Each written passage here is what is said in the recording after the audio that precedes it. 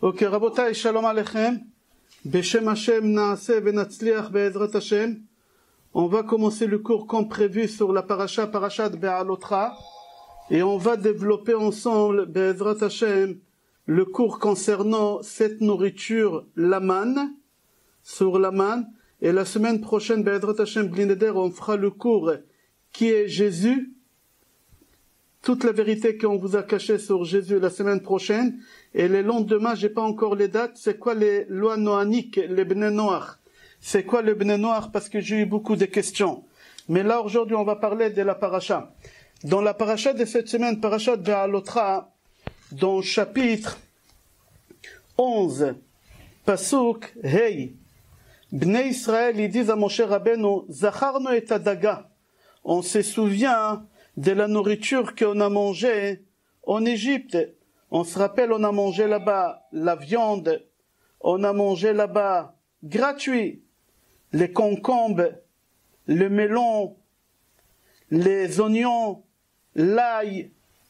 Regardez dans le passage, je vous ai donné la référence. Là-bas, la Torah, elle cite 5 sortes de légumes que Béné Israël, ils posent la question, ils disent, on a marre de manger cette nourriture, on a langui les oignons, on a langui les concombres, on a langui les melons, les poireaux. Il y a 5 sortes de légumes là-bas. C'est quoi ces légumes-là? Il y a plusieurs commentateurs qui disent que ces légumes-là, une femme enceinte, elle n'a pas le droit de les manger. Alors quand eux, ils mangeaient la manne, quand ils pensaient, ils avaient tous les aliments. Tu pouvais penser à l'aliment que tu voulais et tu pouvais avoir le goût de cet aliment. La question qu'elle se pose, le Ramban il pose la question, si tu penses à toutes sortes d'aliments que tu veux et au moment que tu manges la manne, tu as le goût de cet aliment, alors comment ça se fait qu'eux ils ont dit qu'ils ont langui le goût des aliments des concombres, des poireaux, des oignons, de l'ail, de la viande? Pourquoi? Mais tu n'as qu'à manger la manne et au moment que tu vas manger la manne, tu vas avoir tout le goût que tu as envie. Pourquoi tu dis à Moshe que tu as envie de manger cette chose-là? Deuxième question. Ils disent à Moshe Rabbeinu, ces aliments-là, en Égypte, on les a eus gratuits. Souvenez-vous de mots gratuits. La question que le Ramban pose, gratuit. Qu'est-ce que les bénis Israël, ils ont reçu gratuit en Égypte? Des coups, ils ont reçu gratuit. Des maladies, ils ont reçu gratuit. Une tombe, ils ont reçu gratuit. Mais dire qu'ils ont reçu les poissons, la viande, les oignons, la courge, tous les légumes qui précisent dans la Torah, ils les ont pas eu gratuits. Il faut comprendre qu'est-ce qui veut dire le mot gratuit. Quand Béni Israël ils disent gratuit, il faudra comprendre et on va, Be'ezrat Hashem, développer ça. Maintenant, quand tu vois à la lettre dans la Torah qu'est-ce que Béni Israël disent à Moshe Rabbeinu, ils lui disent, nous on préfère l'esclavage avec la nourriture que les Égyptiens ils nous ont donnée, avec les coups, mais pas la nourriture que tu nous donnes ici en Égypte, la manne. Comme ça c'est marqué dans chapitre 11, pasuk 4, 5 et 6. Comme ça c'est marqué. La question qu'elle se pose, c'est bizarre que Béné Israël dise à Moshe Rabbeinu qu'il préfère cette nourriture et qu'il préfère l'esclavage au lieu d'avoir la nourriture qu'ils avaient dans la manne. Pourquoi ils ont préféré la nourriture en Égypte et pas la nourriture de la manne? Il faut comprendre c'était quoi la manne. La manne que Bnei Israël ils ont mangé, c'est marqué dans la paracha, que zera gad, veu ke'ena bedolach. La manne c'était comme la boule de cristal. Vous savez, il y a des gens qui savent lire dans la boule de cristal. Et la manne c'était comme une boule de cristal. Tu pouvais savoir la vie de chacun à travers la manne. La manne, c'est comme une boule de cristal. On peut lire à l'intérieur là-bas chacun. C'est pour ça que ça s'appelle Kezera Gad. La Shon me guide. Il dit la vérité. Tout ce qui est caché chez toi à la maison, tout le monde y savait à l'extérieur. Tout le monde y savait à l'extérieur qu'est-ce qui se passe. Alors, Béné Israël, il demande à Akadosh Baruch Hu, nous on préfère manger les oignons, les poireaux, l'ail, les concombres, le melon. Nous, on préfère manger tout ça gratuit en Égypte que manger la manne que tu nous donnes dans le désert. Pourquoi? Tout d'abord, comment tu as eu gratuit en Égypte, tu n'as rien eu gratuit. Pourquoi la Torah, elle cite ces 5 légumes-là? Et pourquoi Bnei Israël, ils préfèrent être esclaves en Égypte et ne pas manger la manne? Ils avaient quelque chose à reprocher à la manne. Alors on dit que la manne, c'était comme une boule de cristal. Et comme on a expliqué. Et la façon que Bnei Israël, ils récoltaient la manne, regardez, dans la Torah, c'est bizarre, je l'ai à l'intérieur, c'est marqué plusieurs façons qu'on pouvait récolter la manne. Je l'ai à l'intérieur, Ve'aman, dans Pasuk 7, chapitre 11, Pasuk 7. Ve'aman kezera Gad. La manne, il avait la forme comme Gad. C'est quoi Gad? Lachon Megid. Il racontait tous les secrets chez toi à la maison, tout le monde y savait. Ve'eno ka'ena bedolach. Il ressemblait aussi à la boule de cristal où on peut lire tout ce qui se passe chez toi à la maison sans que je rentre chez toi à la maison. Et comment on récoltait? Chatou. C'est quoi chatou? Il y a des gens qu'il fallait qu'ils sortent de la maison et qu'ils marchent 3 kilomètres. Chatou, c'est aller loin pour ramener la manne à la maison. Il fallait marcher 3 kilomètres. Vela katou. C'est quoi la katou? Il y a des gens qu'il fallait qu'ils marchent 1 mètre, ils ramenaient la manne. Et il y a des gens qu'il fallait qu'ils aillent 5 kilomètres. C'est-à-dire qu'il y a des gens qui avaient la manne devant la porte de la tente. Ils faisaient retirer la main à l'extérieur et ils faisaient rentrer la manne à l'intérieur. Il ne fallait pas sortir. Il y a des gens qu'il fallait qu'ils marchent au centre de la ville, 3 kilomètres pour ramener la manne. Et il y a des gens, chatou. C'est quoi chatou? Il fallait marcher 5 kilomètres dehors de la ville, plus loin que le centre de la ville pour ramener la manne. C'est pas fini. Vetachanou, il y a des gens qui fallait, avant de manger, il fallait qu'ils aient un mixeur pour moudre. C'était pas prêt, la nourriture, elle était pas prête. Odachouba medoucha, medoucha, il fallait le faire cuire. Il y a des gens qui fallait, avant qu'ils mangent la manne, le faire cuire. Ou bishlouba parou, ve'asou ugot. Et il y a des gens qui recevaient la manne tout près. Alors j'ai dit par cœur qu'est-ce que j'ai lu à l'intérieur. Il y a 3 façons de faire rentrer la manne à la maison. Il y a des gens, ils restaient chez eux dans la tente, ils retiraient la main à l'extérieur et ils ramenaient la manne. Il y a des gens qu'il fallait qu'ils marchent 3 kilomètres pour ramener la manne. Il y a des gens qu'il fallait qu'ils marchent à l'extérieur de la ville 5 kilomètres pour ramener la manne. Il y a des gens qui recevaient la manne tout cuit, rougot, c'est du pain chaud, tout cuit. Directement ils mangeaient. Il y a des gens qu'il fallait qu'ils le fassent cuire. Et il y a des gens qu'il fallait qu'ils le fassent d'abord moudre et après cuire et après ils pouvaient le manger. Comme ça c'est marqué dans la paracha, j'ai donné les références et il faut comprendre qu'est-ce qui s'est passé. Qui c'est les gens qui pouvaient prendre la manne tout de suite de leur tente, il fallait pas sortir? Qui c'est les gens qu'il fallait qu'ils marchent 3 kilomètres? Et qui c'est les gens qu'il fallait qu'ils aillent 5 kilomètres?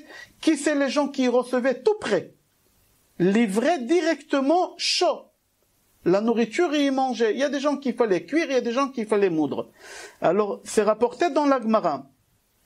Les gens qui recevaient devant la maison la nourriture prête, chaude, il fallait pas qu'ils aillent loin, c'est les tzadikim. Les gens qui n'ont fait aucun péché dans la journée de la veille. Les gens qui ont fait un peu de péché, il fallait qu'ils marchent 3 kilomètres, ils recevaient tout. Déjà moulu, pétri, mais il fallait le faire cuire dans le four. Les gens qui ont fait trop de péchés, alors il fallait qu'ils marchent 5 kilomètres, et c'était pas moulu, il fallait qu'ils prennent un mixeur, il fallait d'abord mixer, après cuire et après manger. Alors, chez les Juifs, il y avait 3 catégories dans le désert, 3 catégories. Il y a des gens qui étaient tzadikim, tout était prêt devant la porte. Il y a des gens qui étaient moins, il fallait aller loin. Il y a des gens qui étaient graves, il fallait aller très loin et il fallait les faire cuire. C'est-à-dire que c'était pas dans la même manière. Pour comprendre ça, je vais vous raconter une parabole, une image comment les gens dans les déserts pendant 40 ans, ils récoltaient la manne. On entend tellement parler de cet aliment-là, de cette nourriture qu'on a mangé pendant 40 ans. Il faut savoir, et j'ai trouvé ça dans les livres des Rav Reuven Karlinstein, au nom de Rav Shvadron, que la Iloula, lui, elle était la semaine dernière.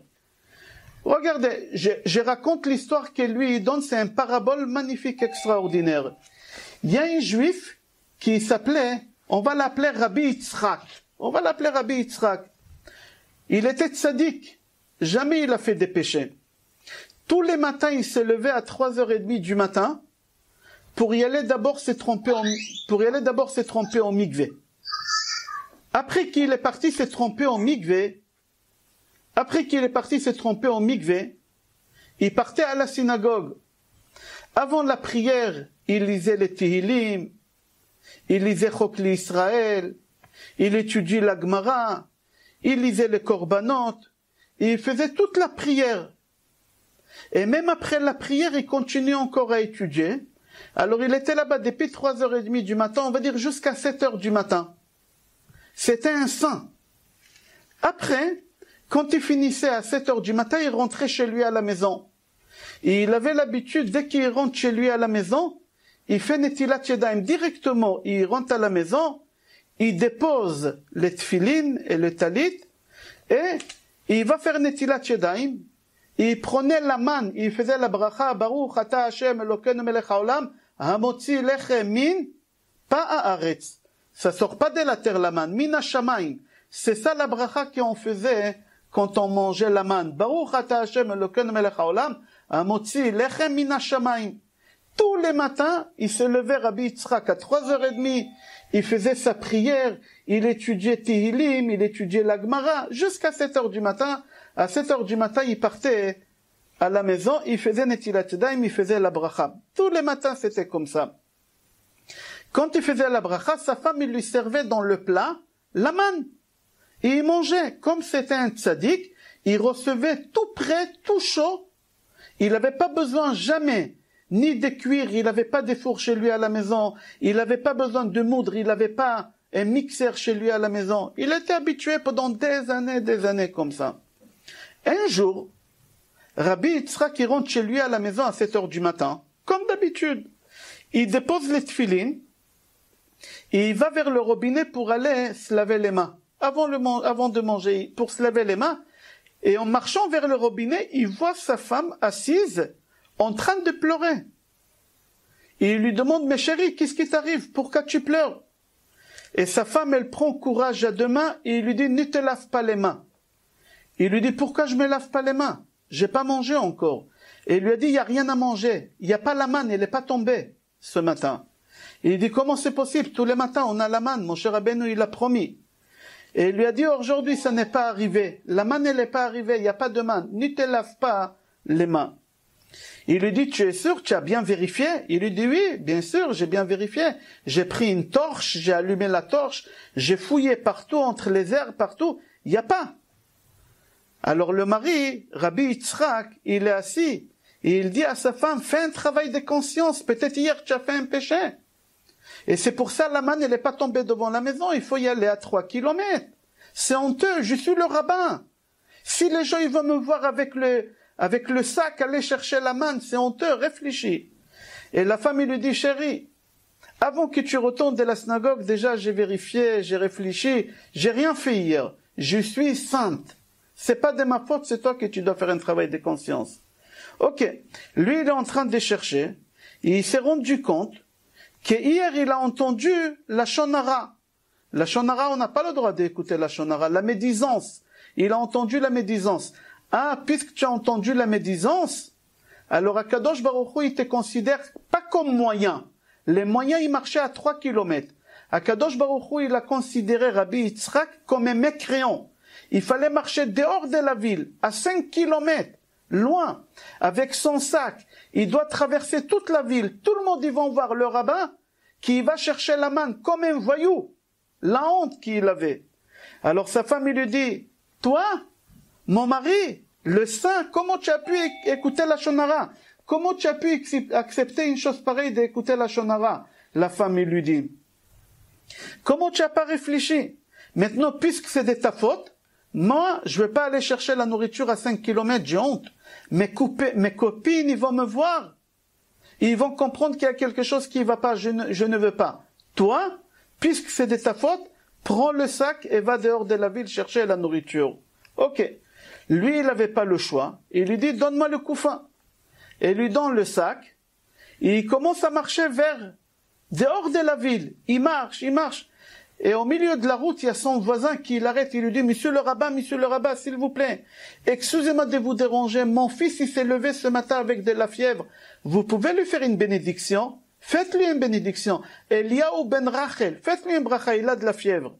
Et le rabbin, qu'est-ce qu'il fait? Il est en train de cacher le sac derrière le dos. Il avait honte, quoi. Le rabbin, il sort avec un sac. Qui sort avec un sac? Les moyens ou les gens mécréants? Et lui, aujourd'hui, il est considéré comme qui? Comme mécréant. Alors, il est en train de cacher le sac. Et le voisin, il s'est rendu compte que le rabbin, il est en train de cacher le sac. Et il dit, monsieur le rabbin, mais qu'est-ce qui se passe? Qu'est-ce que vous cachez? Où vous allez avec le sac comme ça? Le rabbin lui dit, c'est pas grave, non, donne-moi le papier où tu as écrit le nom de ton fils, je vais lui faire la bracha. Et le voisin, il s'est rendu compte que le rabbin, il va chercher la nourriture loin. Le voisin, il a compris que le rabbin, il n'est pas aussi rabbin que ça. Il n'est pas aussi blanc qu'il est. Alors il a compris que la bénédiction du rabbin, elle ne servira à rien. Il a dit, non, monsieur le rabbin, n'y vous dérangez pas pour bénir mon fils. Je me débrouillerai autrement. Laissez tomber. Rabbi Yitzhak, il avait la honte. Son voisin, il s'est rendu compte maintenant qu'il n'est pas aussi rabbin qu'il se dit. Il y a un problème avec lui. Alors, qu'est-ce qu'il fait? Il n'a pas le choix. Il continue la route. Au moment qu'il continue la route pour aller chercher, il avait la honte. Il transpirait. Les gens, ils le regardaient. Jusqu'à qu'il arrive à l'extérieur du camp. Où il y a les moyens. Il n'est pas sorti encore. Et il voit qu'il n'y a pas. Il a compris que sa situation, elle est avec les voyous. Il n'a pas le choix, il continue. Et il arrive à marcher vers les voyous. Et de loin, les voyous, ils le voient. Ils lui disent, oh, monsieur le rabbin, il se moque de lui. Monsieur le rabbin, comment allez-vous? Vous allez bien? Vous avez vu hier le match PSG-OM? Vous avez vu le match hier PSG-OM? Et le rabbin, il avait honte. Il leur a dit, s'il vous plaît, laissez-moi tranquille. Je viens chercher mon repas et je repars tout de suite. Ils lui disent, pourquoi? Reste avec nous, profite de la vie. Pourquoi tu veux partir vite? Et lui, il avait peur, Rabbi Yitzhak, il avait peur de rester là-bas. Il prend vite la manne et il se sauve. Il quitte l'endroit, il se sauve. Et tous les voisins sur la route, ils le voient encore. Tous ses copains de la synagogue, ils le voient encore. Et ils le voient avec le sac en train de... Ils ont compris qu'il y a un problème avec le rabbin. Il y a un problème. C'est-à-dire que son statut, il a été un peu pas solide comme il était avant. Son statut, il n'était pas aussi solide comme avant. Il avait la honte, mais il n'avait pas le choix. À la fin, il arrive chez lui à la maison, après toutes les hontes qu'il a eues. Et il dit à sa femme, j'ai plus d'appétit. Ils m'ont coupé l'appétit avec tout ce que j'ai passé. J'ai perdu l'appétit. Mais prépare-moi quand même quelque chose. Je ne peux pas rester sans manger. Prépare-moi quelque chose. Et sa femme, elle prend la manne et elle lui met dans le plat. Et lui, il va se laver les mains. Il fait des tilat yadayim. Il prend le pain, la manne, et il fait un motzi lechem min hashamayim. Et au moment qu'il fait rentrer le pain dans la bouche, il a jeté, il a commencé à crier. Il appelle sa femme. Et sa femme lui dit, mais qu'est-ce qu'il y a, chérie? Et lui, il lui dit en pleurant, on peut pas le manger, il est trop dur, c'est pas comme on a l'habitude, chaud, mou, c'est de la pierre. C'est pas qu'est-ce qu'on a l'habitude de recevoir. Alors la femme, elle regarde et dit, il nous faut un mixeur, il faut le mixer. Comme lui, il était considéré comme un mécréant, alors on a dit que les mécréants, ils recevaient la manne brute, du blé, il fallait les moudre. Mais le problème, qu'ils n'ont pas le mixeur. Jamais ils avaient besoin d'un mixeur. Comme c'était des tzadikim, ce couple-là, c'était des saints, jamais ils ont fait des péchés. Ils avaient besoin d'un mixeur, mais ils n'ont pas de mixeur. Alors le mari regarde sa femme et lui dit, chérie, moi j'ai eu assez de honte ce matin. Maintenant c'est ton tour. Va chez les voisins, demande-leur s'ils ont un mixeur de nous prêter pour pouvoir à manger. Il n'y a rien à manger. La femme, elle n'a pas le choix, elle va toquer chez la voisine de la porte en face. S'il te plaît, Rachel, tu n'as pas un mixeur à me prêter? Et la voisine, elle la regarde étonnamment. Et elle lui dit, mixeur? Pourquoi mixeur? Jamais nous on avait besoin de mixeur. Qu'est-ce qui vous arrive? Pourquoi mixeur? Et comme ça, porte à porte, chez tous les voisines, aucun voisin, il avait besoin d'un mixeur. Tous les voisins, ils étaient tzadikim. Alors la femme, elle n'avait pas le choix, elle était obligée d'aller plus loin de chez elle, où il y a les moyens. Et elle arrive là-bas, à toutes les portes, elle tape, avec beaucoup de difficultés, elle a trouvé un mixeur. Elle a trouvé un mixeur. Elle va, elle prend le mixeur et elle fait mixer, elle mixe. Quand elle a fini de mixer, elle a dit, mais il me faut un four maintenant. Mais j'ai pas de four. Elle repart encore chez les voisins. Qui a un four? Qui a une souffrance énorme. Une souffrance énorme, énorme, énorme. Ils avaient plus l'appétit, ils avaient plus mangé, ils avaient plus envie de manger. Rabbi Yitzhak et sa femme. Après, elle trouve le four. Mais il n'y a pas de marmite. Il faut une marmite pour faire rentrer dedans. Il faut une plaque pour faire rentrer dans le four. Il n'y a ni marmite ni plaque chez eux. Jamais ils ont cuisiné. Le mari, il n'avait pas le choix lui-même de partir où il y a les mécréants. Partir très très loin et leur demander un marmite. Et quand ils lui ont donné un marmite, il s'est dit, oh là là, la marmite peut-être elle n'est pas cachère. Peut-être, va voir qu'est-ce qu'ils ont fait rentrer dedans, de la viande, du lait. Va voir qu'est-ce qu'ils ont fait cuire. Il faut cachériser la marmite d'abord. Il est 13 heures, depuis 7 heures du matin, il cherche à manger.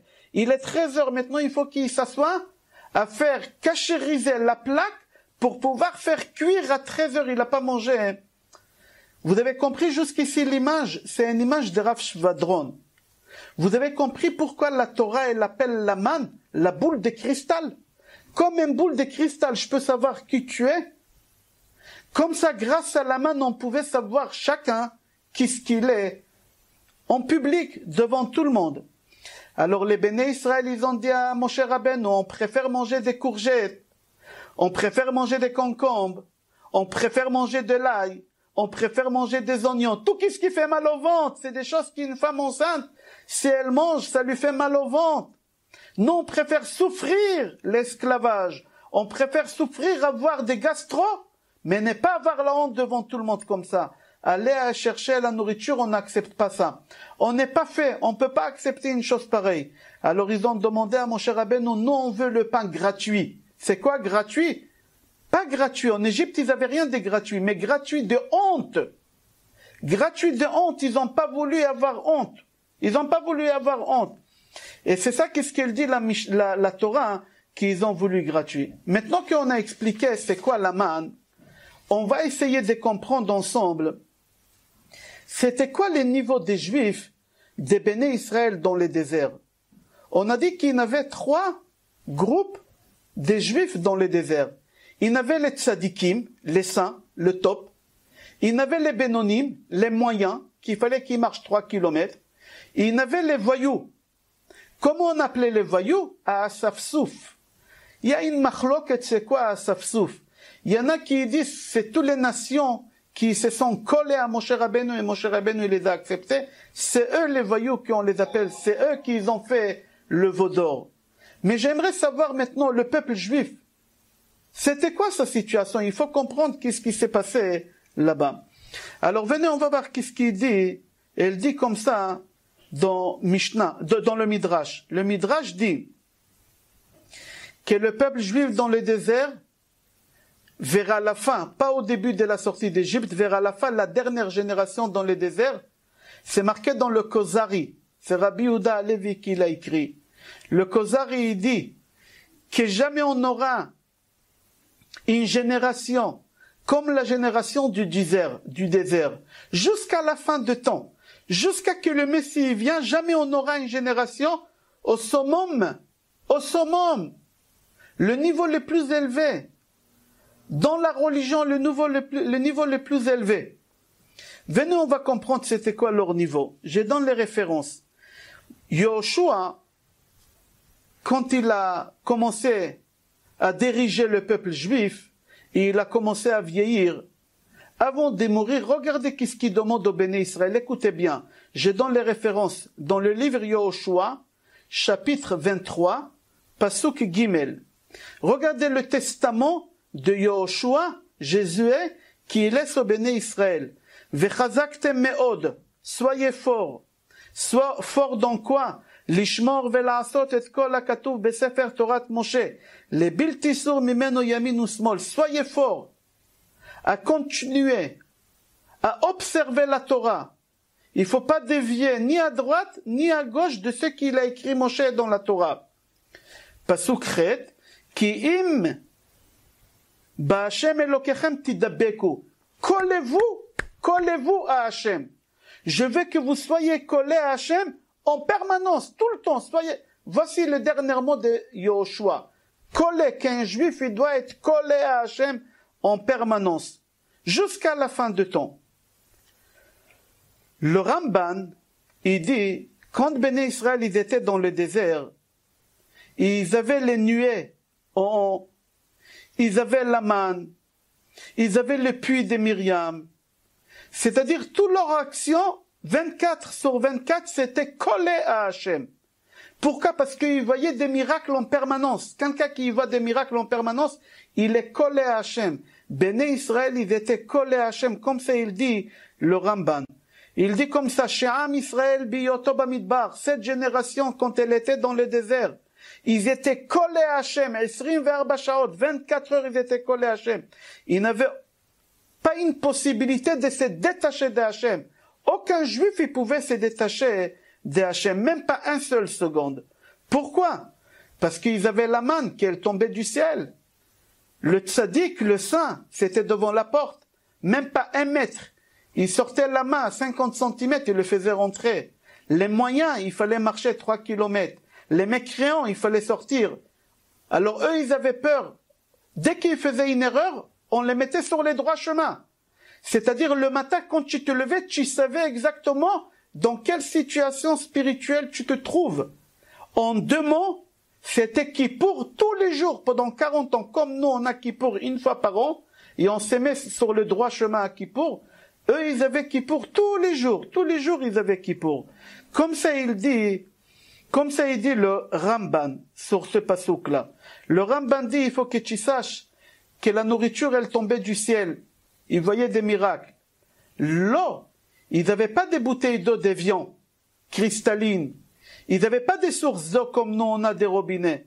Ils avaient le puits de Myriam, qui roulait avec eux pendant 40 ans.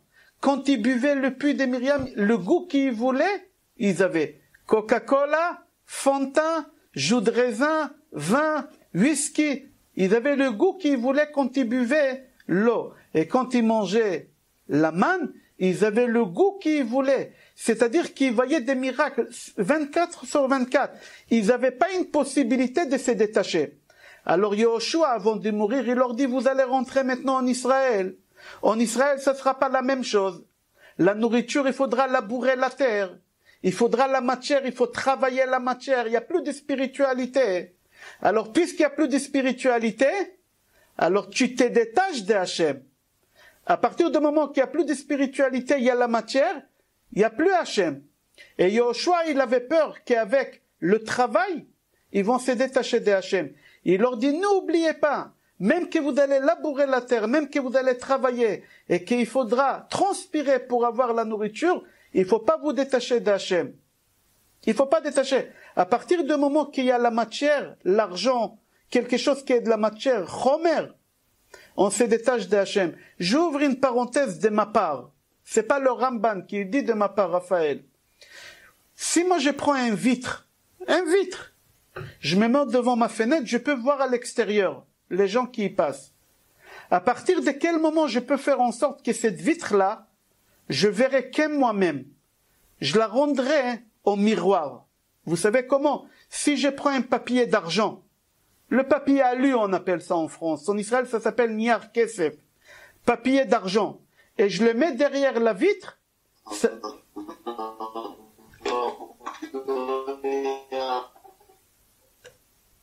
S'il vous plaît, coupez vos micros.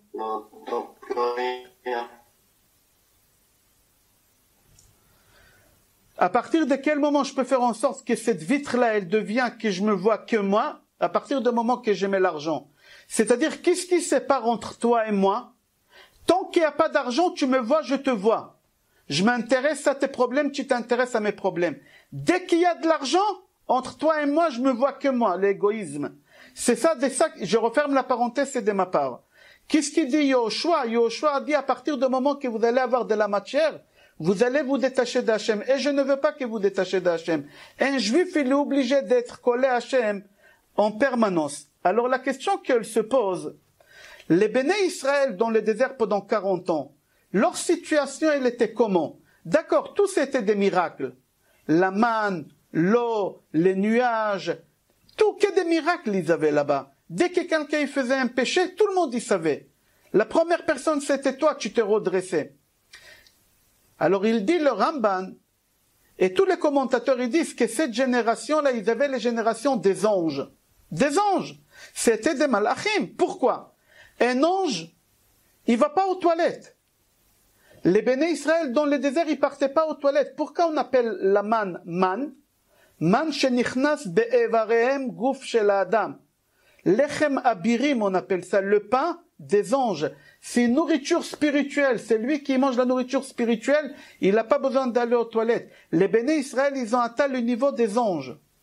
Alors, s'ils ont atteint le niveau des anges, la deuxième question que le Ramban pose, est-ce que les anges, ils fautent ou ils fautent pas? Est-ce qu'un ange, il fait des péchés ou il fait pas des péchés? C'est ça la question. Venez, je vais vous ramener une Gemara, je ne vais pas raconter toute l'histoire, je vais vous ramener 3 histoires, et dès là vous allez comprendre est-ce qu'un ange, il faute ou il faute pas. Mais d'abord j'aimerais vous ramener une histoire, je ne lirai pas toute l'histoire, je donne les références, c'est dans le Talmud Baba Batra, page 73 et 74. Aïn Gimel ve'Aïn Dalet. Là-bas la Gemara elle raconte que Rabba Bar Chana, il a traversé le désert avec un bédouin. Les bédouins, ils connaissent bien le désert. Et Rabba Bar Chana, il a traversé le désert.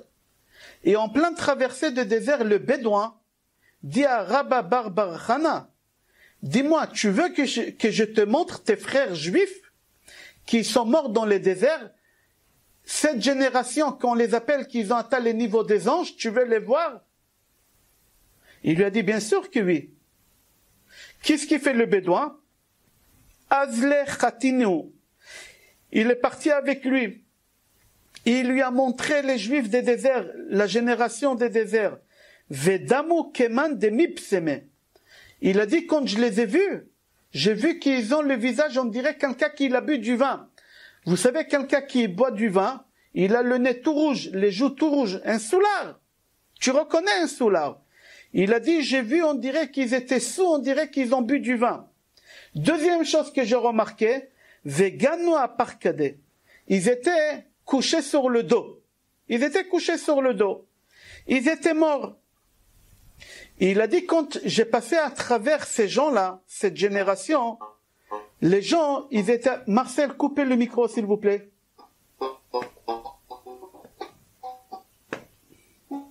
Marcel, s'il vous plaît, coupe. Monsieur Drey.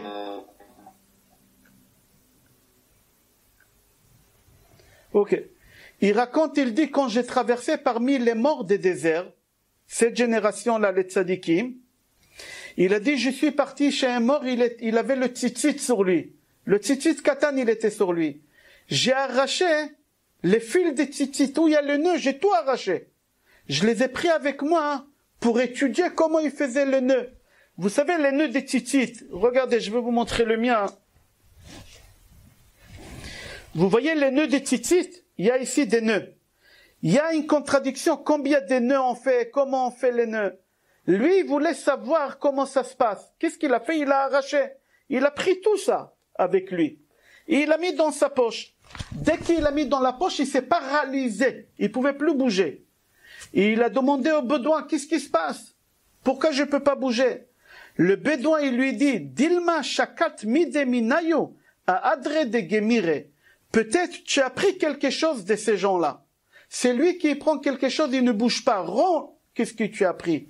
Et il a dit, j'étais obligé de rendre. Moi, j'ai pris pour étudier au Bet Midrash, au Kollel, comment on fait les nœuds. Parce qu'il y a une contradiction entre Bet Shammai et Bet Hillel.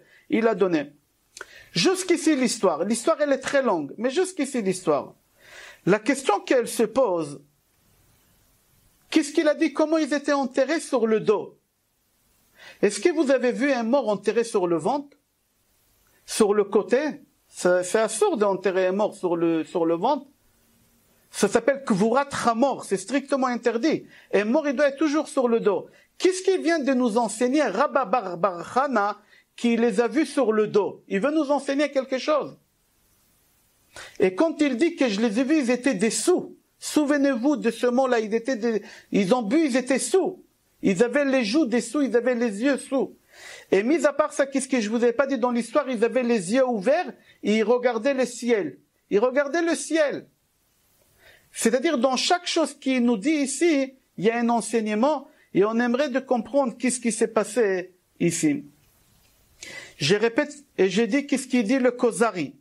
Le Kozari dans Mahamar Aleph, dans Page Tzadik Gimel, c'est Rabbi Yehuda Halevi qui l'a écrit. Il dit que cette génération, c'était une génération des tzadikim. Vous savez combien de péchés ils ont fait cette génération pendant 40 ans? Combien de péchés ils ont fait? C'est marqué dans Tehillim. Et pardon, pas dans les Tehillim, c'est marqué dans Sefer Bamidbar, chapitre 14, psaume 22, pasuk 22. Va'inasu oti ze 10 pe'amim ve'lo sham'u bekoli. 10 péchés ils ont fait. Tu imagines en 40 ans, combien de péchés tu as fait toi? Prends aujourd'hui le plus grand rabbin aujourd'hui qu'on a. Combien de péchés il a fait en 40 ans? 600 000 personnes. Ils ont fait 10 péchés en 40 ans. Pendant 40 ans, 10 péchés. C'est-à-dire que c'était des tzadikim. C'était des tzadikim.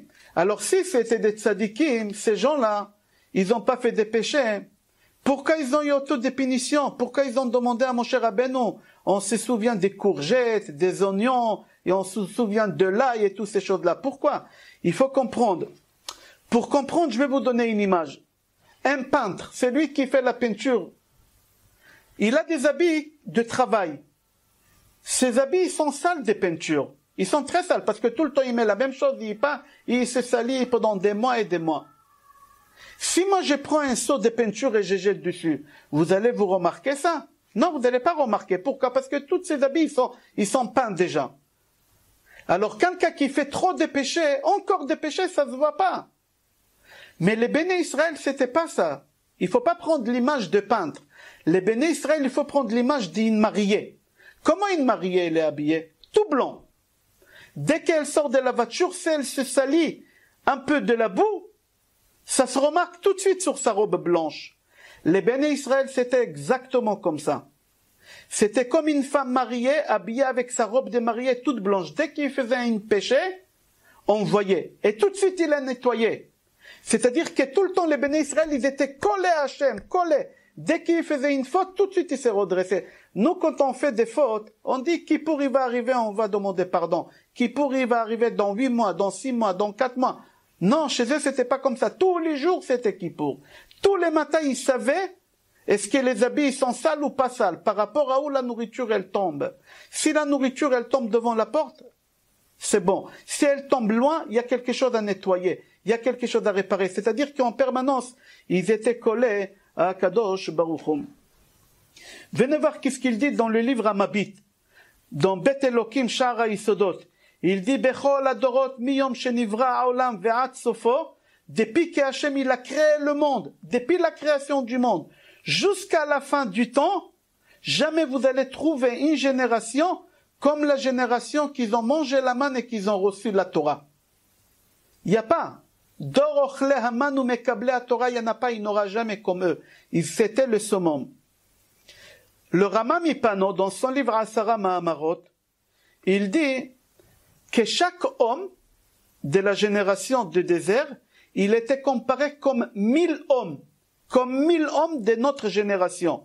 Et c'est marqué. Il dit, Dertiv davar tziva le elef d'or. On dit ça dans les Tehillim. Davar tziva le elef d'or. C'est-à-dire, la génération de là-bas, chacun il était comparé comme 1000, ils étaient au top de top à l'époque. C'est-à-dire qu'ils étaient le niveau de quoi? Ils étaient le niveau des anges. Venez, on va voir qu'est-ce qu'il dit Jérémie. Jérémie le prophète dans chapitre 31, pasuk 28. Bayami Mahem, quand le Messie va venir, on dira plus qu'est-ce qu'on disait, qu'est-ce qu'on dit aujourd'hui. Qu'est-ce qu'on dit aujourd'hui de nos jours? Avot achlu boser veshine banim tikehena. Ki im ish be'avono yamut. C'est marqué dans Jérémie que quand le Messie va venir, c'est pas comme aujourd'hui, les parents ils mangent des bonbons et qui il a les caries, c'est les enfants qui souffrent. Aujourd'hui c'est comme ça. Les parents ils font des péchés, c'est les enfants qui y payent. Les parents ils font des péchés, la pureté familiale et les enfants ils meurent. Comme ça c'est marqué dans Jérémie. Le papa il mange du bonbon et c'est le fils qui aura des caries. Ça c'est aujourd'hui. Mais quand le Messie va venir, ça sera pas comme ça. Chacun il va mourir, s'il fait le péché, c'est lui qui va mourir. Personne il mourra pour personne. Chacun il mourra pour ses péchés. Alors la question qu'elle se pose, qu'est-ce qu'il dit Jérémie? Que les gens ne mourront pas à cause des péchés des autres, mais les gens ils mourront à cause de leurs péchés? Je comprends pas. C'est pas possible. C'est marqué dans le chant qu'on chante à Kippour, un tano tokef le Rabbi Amnon migenatia, que quoi? Que le péché n'existera pas. Quand le Mashiach il va venir, Akadosh Baruch Hu, il va attraper le mauvais penchant et il va l'éliminer. Alors si on n'aura pas le mauvais penchant, il n'aura pas de péché. S'il n'y a pas de péché, il n'y a personne à tuer. Alors pourquoi Jérémie dit, quand le Messie va venir, les parents ils vont mourir sur les péchés qu'ils font et personne n'y mourra pour personne d'autre. Chacun il va mourir pour ses péchés. Je l'ai à l'intérieur. Les atid lavo, quand le Mashiach il va venir, lo yeyetzerara. On n'aura pas le mauvais penchant. On n'aura pas de péchés. Alors comment lui il dit que chacun il va mourir avec ses péchés?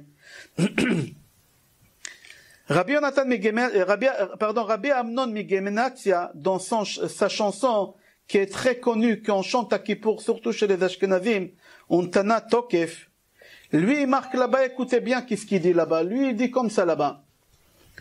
ומלאכים יחפזון וחילו רעד יאחזון ויאמרו הנה יום הדין לפקוד על צבא מרום בדין. En deux mots, que les anges, ils ont peur du jour du jugement. Les anges, ils ont peur le jour qu'Hachem il va les juger. Alors, la question qu'elle se pose, est-ce que les anges, ils font des péchés? De quoi les anges, ils ont peur? Mais est-ce qu'un ange, il fait des péchés, oui ou non? Ça, c'est la question de Rav Yonatan Efshitz. Il dit les anges, il ne faut pas des péchés. Alors il dit, Rav Yonatan Efshitz, oui, les anges, ils font des péchés. Les anges, ils font des péchés quand ils viennent sur terre, et les anges, ils font des péchés quand ils sont là-bas. Et je vais vous raconter les 3 histoires que je vous ai promis tout à l'heure, où on voit que les anges, ils font des péchés. Je donnerai les références. Vous pouvez voir l'histoire en entier. Moi, je vais vous ramener en raccourci, parce que je veux pas être long. Alors, la première histoire, vous la trouvez dans le Talmud Chagiga. Dans le Talmud Chagiga, vous trouvez dans page 14. Yuddalet Amud Bet, 14. Tanu Rabbanan, la Chachamim, il nous raconte une histoire. Il y a 4 personnes, 4 rabbins, qui ont monté au ciel, dans un endroit qu'on l'appelle Pardes. Pshat, Remez, Drash et Sod. Les 4 rabbanim, ils ont monté au ciel. C'est qui les 4? Je les cite. Ben Azaï, Ben Zoma, Elisha Ben Avouya, Acher on l'appelle, et Rabbi Akiva. Les 4 personnes, ils ont monté au ciel. Et quand ils ont monté au ciel, il s'est passé quelque chose. Qu'est-ce qui s'est passé là-bas?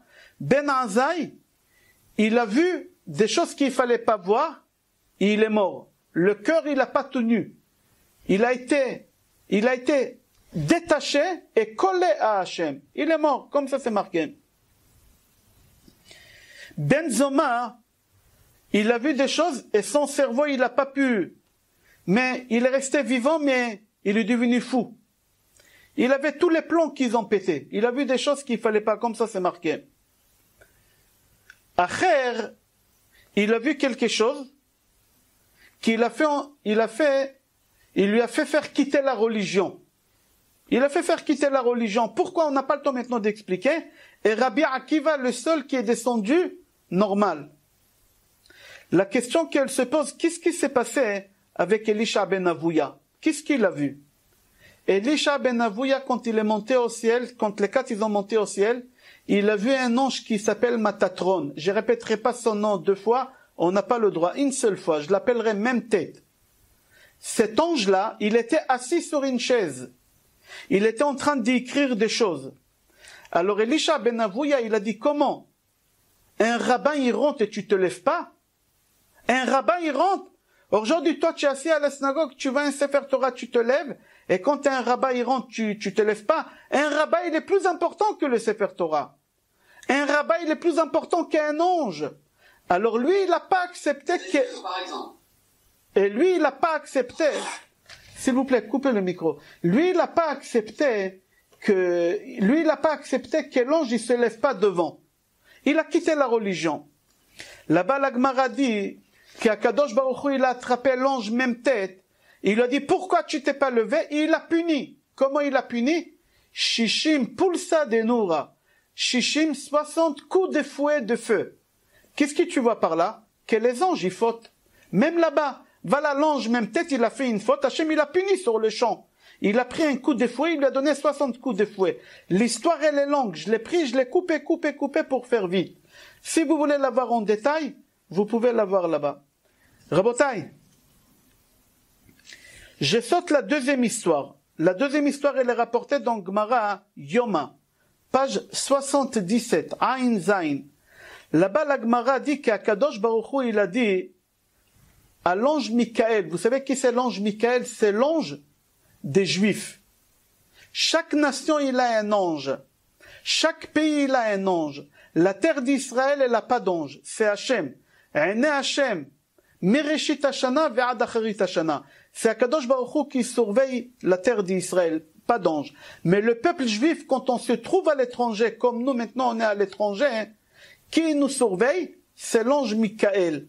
Akadosh Baruch Hu, il a dit à l'ange Michael, Akadosh Baruch Hu, il a dit à l'ange Michael que le peuple juif, il a fait du mal. C'est lui qui tu protèges. Ils ont fait trop de péchés à l'étranger. Alors je veux que tu prends des braises et tu jettes sur eux. Michael, il a réussi à nous défendre. Alors Hachem, il a dit à l'ange Gabriel d'aller chercher des braises et de les jeter pour apaiser la colère de Hachem. L'ange Michael écoutait le péché qu'il a fait. Au lieu d'aller chercher les braises lui-même, comme Hachem il a dit, et de les jeter, il est parti demander à un ange qui s'appelle Krouv, comme les chérubins. Il a dit, va me ramener les braises. Le chérubin, il a pris les braises, il a donné à Gabriel. Le temps qu'ils ont fait le passe-passe, les braises, ils se sont refroidis. Ils n'étaient pas à la même température. Hachem, il s'est énervé contre l'ange Gabriel. Hachem, il s'est énervé contre l'ange Gabriel. Et Akadosh Baruch Hu, qu'est-ce qu'il a fait? Vehikao beshishim shotim shel esh. Il a frappé avec 60 coups de fouet. Pourquoi? Parce qu'il n'a pas fait comme Hachem il a dit. Hachem il t'a dit, va toi prendre les braises. Ok, qu'est-ce qu'on voit ici? Encore un ange il faute. Troisième et dernière histoire. Et après on va résumer tout ça pour comprendre c'est quoi la manne, c'était quoi le niveau de peuple juif dans le désert de Dor Hamidbar, cette génération. Si elle était tellement aussi forte et aussi importante qu'ils ont atteint le niveau des anges, comme il dit le Kozari, Rabbi Yehuda Halevi dit, depuis la création du monde jusqu'à la fin du temps, jamais on aura une génération comme cette génération. Ils ont atteint le niveau des anges. S'ils ont atteint le niveau des anges, est-ce qu'ils font des péchés les anges, oui ou non? Troisième histoire, elle est rapportée dans Gemara Baba Metzia. Page Peihei. L'histoire là-bas, elle est très longue. Très très longue, je la raconte vite fait par cœur. Là-bas, la Gemara, elle raconte que Rabbi Akadosh, il a rencontré Eliyahu Hanavi. Et il a dit à Eliyahu Hanavi, pourquoi tu n'es pas venu à mon cours? Eliyahu Hanavi, il venait chez lui tous les jours écouter le cours qu'il donnait à la yeshiva. Tous les jours, il venait. Et la veille, il n'est pas venu. La veille, il n'est pas venu. Alors, Rabbi Akadosh, il demande à Eliyahu Hanavi, pourquoi tu n'es pas venu au cours hier? Et lui, il répond, Eliyahu Hanavi, il lui dit, parce que hier, c'était Rosh Chodesh. Il dit alors si c'était Rosh Chodesh. Il dit, c'était Rosh Chodesh, et moi, Rosh Chodesh, j'ai fait quelque chose. Écoutez, qu'est-ce qu'il fait Eliyahu Hanavi chaque Rosh Chodesh. Vous allez savoir maintenant, Be'ezrat Hashem, bientôt Rosh Chodesh, dans 10 jours, vous allez savoir qu'est-ce qu'il fait Eliyahu Hanavi. Eliyahu Hanavi, il a dit à Rabbi Akadosh, tous les Rosh Chodesh, je vais à Me'arat HaMachpelah, la tombe des patriarches. Tous les matins Rosh Chodesh, d'abord je réveille Abraham. Abraham, je le réveille. Quand il est réveillé, je lui fais Netilat Yadayim. Quand il a fini Netilat Yadayim, je lui mets les tefilines. Et j'attends 1h30 qu'il finit la prière.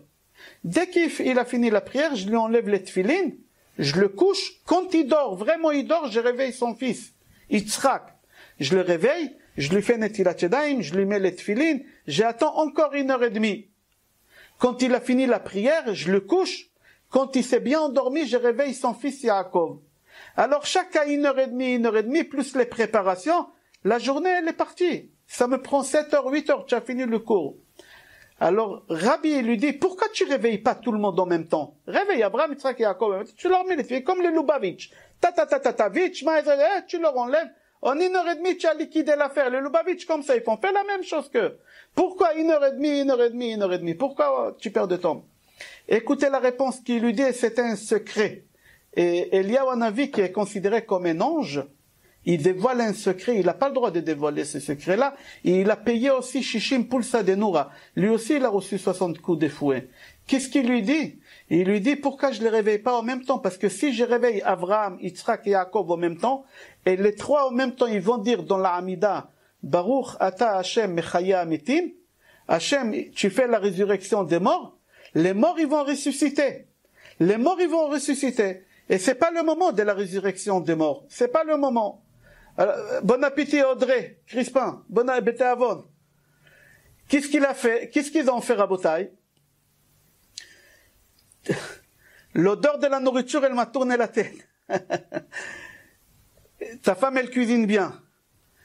Et c'est quoi le secret? Il lui a dit, si les trois, ils vont dire, Baruch Ata Hashem Echaya Ametim, qu'est-ce qui va se passer?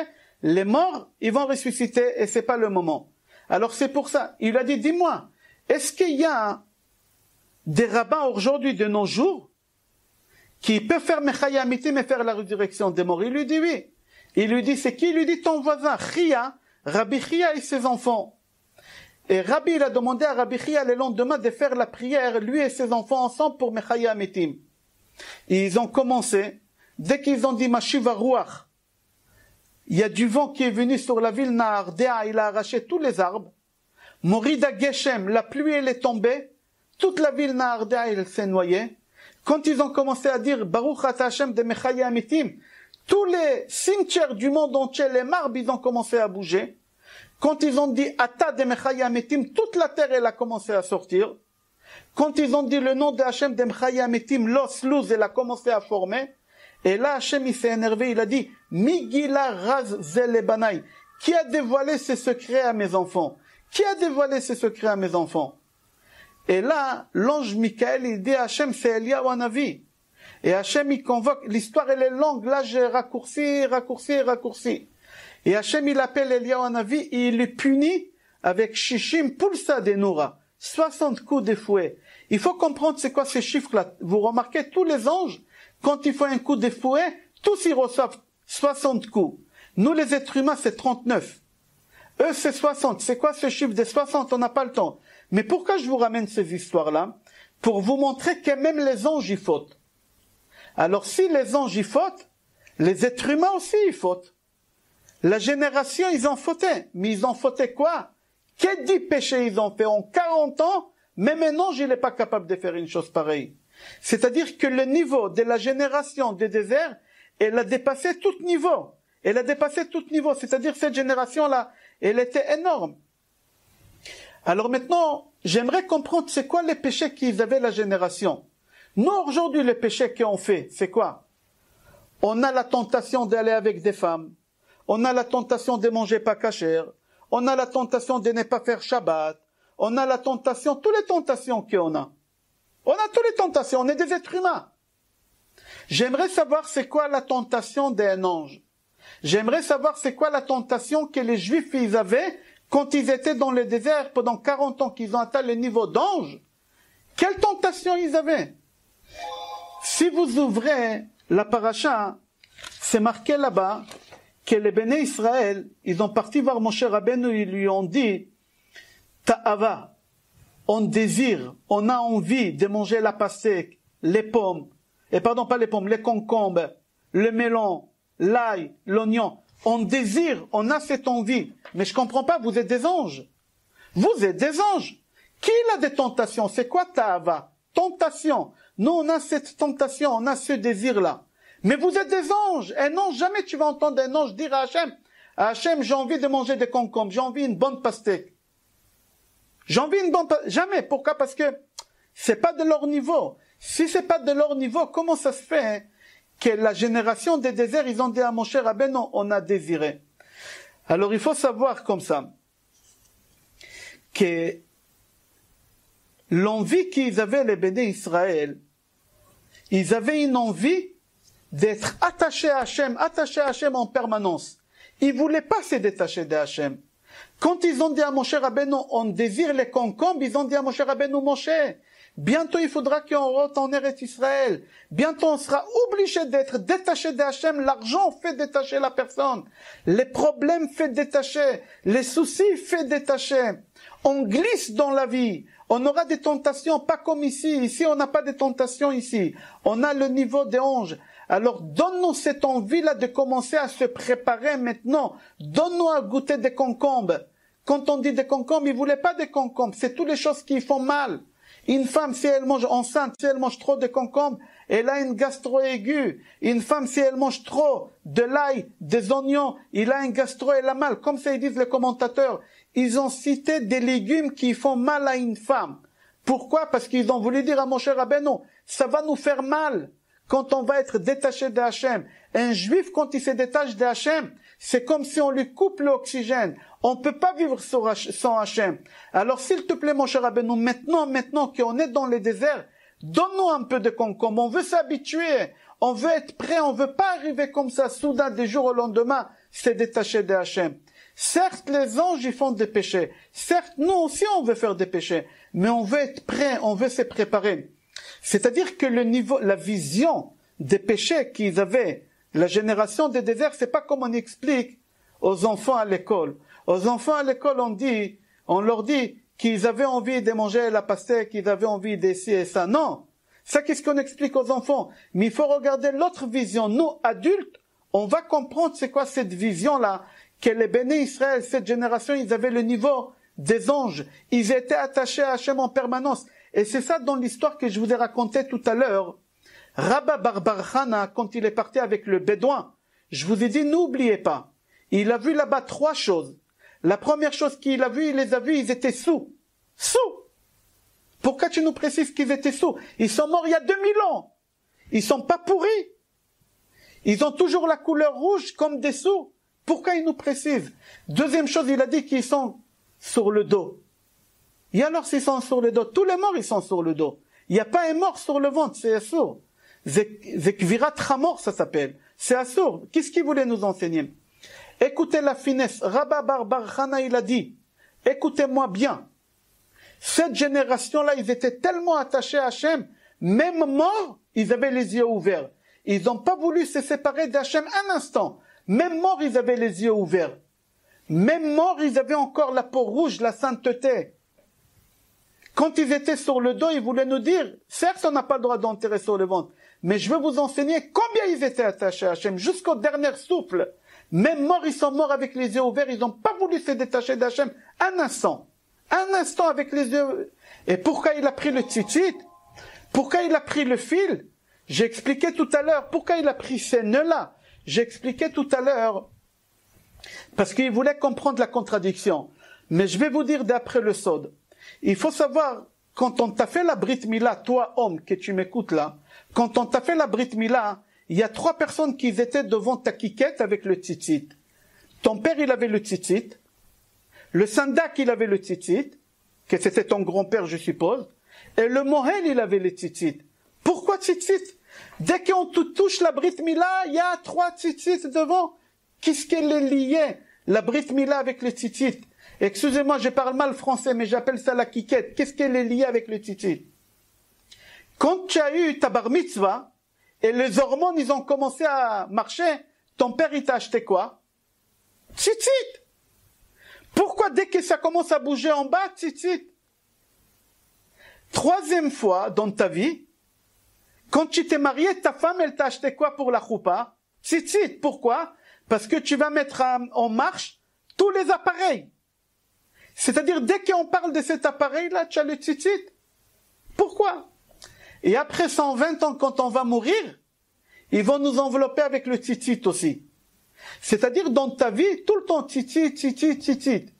Et même les gens des déserts, les générations des déserts, ils sont morts avec le tzitzit. Et qu'est-ce qu'il fait? Il coupe le tzitzit. Pourquoi il coupe le tzitzit? Pour te dire, sache, tant que tu es vivant, fais attention à ne pas glisser avec la Brit Mila. La tentation de la Brit Mila, elle est énorme. Alors dès qu'on te fait la Brit Mila, on te coupe le plaisir. C'est quoi ce Orla? Orla, c'est le prémisse. Le prémisse, ça enlève l'envie. Un homme qui n'a pas fait la Brit Mila, il a beaucoup plus plaisir qu'un juif. Alors on t'enlève le désir. Alors il y a 3 témoins, ton père, le Mohel et ton grand-père. Quand tu as la bar mitzvah, ton père il te rappelle, il te dit mon fils, n'oublie pas le tzitzit. Le tzitzit, c'est ça qu'est-ce qui fait protéger à ne pas glisser. Et quand tu te maries, ta femme elle te dit écoute, on va se marier, je ne saurais pas si tu m'as trompé. Mais après 120 ans, quand tu vas mourir, je vais t'envelopper avec le tzitzit et je vais te couper le fil. Pourquoi? Si vous avez vu un mort, on l'enveloppe avec le tzitzit, mais sans fil. Sans fil. C'est ça qu'est-ce qu'il a fait ici, Rabba Bar Chana. Rabba Bar Chana, il enlève le tzitzit. Pourquoi? Pour nous dire, remarquez qu'eux, ils sont morts avec les fils, on leur a pas enlevé les fils. Pourquoi? Parce que c'était des anges. Ils avaient aucune tentation, même morts, c'est pas comme nous. Nous, morts, on l'enveloppe avec tzitzit sans fil. Et on les a enveloppés avec tzitzit. Comme ça, il dit. Alors, Bnei Israël, qu'est-ce qu'il demande à Moshe Rabbeinu? Il dit à Moshe Rabbeinu, maintenant on va sortir d'Égypte et on va perdre ce statut-là des anges. On aura des tentations, on aura des soucis, il faudra aller travailler, s'il te plaît. Donne-nous à nous préparer. On ne veut pas rater, on ne veut pas arriver pas prêt, on veut arriver prêt. Chacun maintenant, on a fini la fête des Shavuot. Chacun, il doit faire un travail de conscience à savoir qu'est-ce qu'il a pris avec lui des fêtes des Shavuot. J'ai demandé à quelqu'un, qu'est-ce que tu as pris avec toi à la fête des Shavuot? Il m'a dit, 7000 calories. Avec le gâteau au fromage, 7000 calories j'ai pris avec moi. Ça s'appelle des gens qui sont matérialistes, qui sont attachés au matériel. Chaque pensée que tu as, elle doit être pensée directement au côté spirituel. Comme ils avaient le Béné Israël dans le désert. Comme ils avaient le Béné Israël dans le désert. Rabotai, maintenant, Be'ezrat Hashem, qu'on va lire cette paracha-là, et on va comprendre cette génération, comment elle a vécu. Et on a une autre vision de cette génération. Nous, on doit vivre de la même manière qu'eux, être attaché avec Hashem en permanence. Comme tu n'acceptes pas qu'on te bouche le nez et la bouche, et on te coupe l'oxygène, la même chose, au moment que quelqu'un voudra te pousser à aller être détaché de Hashem, sauve-toi de ces gens-là. Éloigne-toi de ces gens-là. Fais comme ils ont fait la génération des déserts. La génération des déserts, ils n'ont pas accepté un seul moment d'être détachés d'Hachem. Un seul moment, c'était pas possible pour eux. Et ils savaient quand ils vont rentrer en Israël aujourd'hui avec la situation que nous vivons, avec le problème des Parnassa, le problème des Shlombaït, le problème des santé, Chaz v'Shalom. Tout ça pourquoi? C'est pour nous rappeler à nous mettre à l'ordre. Mais nous, au lieu de comprendre le message de Hachem, chacun il va courir son banquier, si c'est des problèmes d'argent, si c'est des problèmes de santé, chacun il va courir voir le docteur. Non! Essayez de comprendre d'où il vient le problème. C'est comme ça qu'ils ont vécu le Béné Israël. Dès que la manne elle tombait loin, ils comprenaient que ça n'allait pas. Trop loin, ça n'allait pas du tout. Alors ils se remettaient sur le droit chemin. Pour eux, c'était tous les jours Kippour. Rabotaï, j'ai fait un résumé, on a fini le cours. On a compris c'est quoi la nourriture que les Béné Israël ils ont mangé dans le désert. La nourriture que les Béné Israël ils ont mangé dans le désert, il s'appelle man. Pourquoi ça s'appelle man? Manhu. C'est quoi manhu? Qu'est-ce que c'est? Dans quelle situation tu te trouves? Où tu es? Toujours tu dois te poser des questions. Où je suis? Comment je suis? Est-ce que je suis à jour avec ma femme? Est-ce que je suis à jour avec mon mari? Est-ce que je suis à jour avec Hachem? Je dois faire un travail de conscience. À partir du moment que tu fais un travail de conscience, alors c'est-à-dire que tu es sur le droit chemin. J'ai fini avec la dernière histoire que la Gemara, elle rapporte. La Gemara, elle raconte une histoire, qu'il y a un Rav, je me rappelle pas de son nom, qu'il était très pauvre. Un jour, il y a une Goya matronita, une femme importante, elle le voit, et elle voit qu'il est tout rose, tout gai, tout joyeux. C'est un grand tzaddik qui lui dit, Rabbi, je vois sur votre visage que vous êtes millionnaire, vous n'avez pas de problème, vous n'avez pas de soucis. Et je sais même c'est quoi votre travail. Lui, il a rigolé, il était pauvre, le pauvre, il n'y avait pas plus pauvre que lui. Il a dit, dites-moi de quoi je travaille. Et il lui a dit, oh, tu prêtes de l'argent avec des intérêts, parce que ça rapporte beaucoup d'argent, oh, tu fais grandir des cochons. Le cochon, ça rapporte beaucoup d'argent aussi, parce qu'on n'a pas besoin d'investir. Et il lui a dit, ni je prête des intérêts, on n'a pas le droit, ni je vends des cochons, on n'a pas le droit non plus. Et il lui dit, comment ça se fait que tu as le visage aussi rose, aussi joyeux?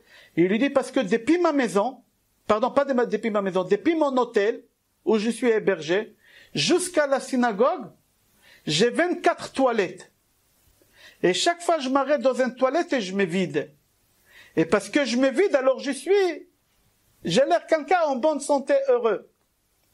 Là-bas, la Gemara dit, quelqu'un qui a 24 toilettes en une demi-heure de temps, de la maison jusqu'à la synagogue, il faut aller à l'hôpital, ce bonhomme. Il ne faut pas aller à la synagogue. Il doit avoir un problème des intestins, cette personne. Qu'est-ce que ça veut dire ça, il a 24 toilettes? Là-bas, la Gemara, elle répond, elle lui dit, non, c'est pas les 24 toilettes que tu comprends, non. Les 24, c'est les 24 heures par jour. Et lui, il a dit à cette femme-là, chaque heure, je m'arrête, je me pose, et je fais un travail de conscience. Est-ce que je fais quelque chose de pas bien? Je refais toujours tchouva, tout de suite.